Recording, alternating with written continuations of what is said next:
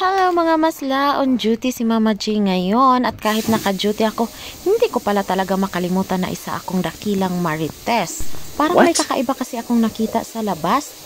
Kala ko may mga iho or may mga shark Lake naman tong tinatrabahoan ko, hindi naman to dagat kaya nakapag-decide si Mama Jing na iwan muna yung trabaho at makisilip. Ito kasi yung nakita ko mga masla. O diba, ang ganda ng tanawin. Ganyan ang tanawin sa pinagtatrabahoan ko.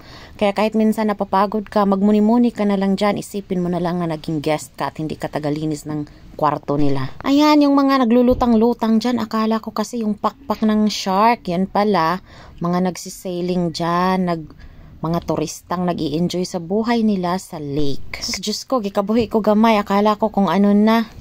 Akala ko mga shark na talaga. Ang ganda tingnan. At biglang naisip ko nagtatrabaho pala ako kaya pumasok na ako sa kabilang kwarto at ito yung nakita ko, ang gulo naman. Paano sila natutulog nagtatumbling? At hinanap ko yung isang kasama ko kung nasaan na. Baka tinangay na ng mga shark. Kaso nakita ko na sa kabilang gilid lang pala, nakimarites din. Na-amaze din siya sa nakikita niya sa lake. O diba, huli ka. Huli pero di kulong. Kaya trabaho na kami ulit.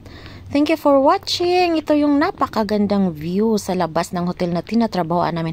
Ay, hindi lang naman sa labas. Sa balcony ng mga kwarto nila, ito talaga ang view. Please subscribe my channel sa mga baguhan dyan. Thank you.